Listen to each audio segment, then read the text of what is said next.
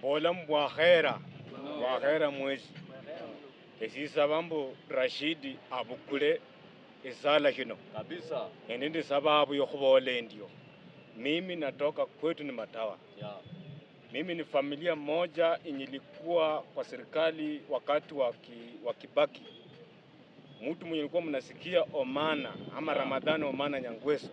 Alikuwa hapa akawa kansela na akawa meya. Mimi naweza kusema hivi, kama mheshimiwa Sai mwenye ako kwa keti mwenye hawezi kufanya kazi aende nyumbani. Sisi vijana tumechoka. Hatutadanganywa na vitu na yeye anajifaidisha nyumbani kwake. Mimi nataka kurudisha mzee amesema hapa ya kwamba boma ijengwe na siku moja. Mimi nataka kuambia mzee, hiyo ni boma yako. Unaweza kujenga vile unataka. Lakini wananchi wanataka maslaha zao. Asanteni na Mungu awabariki.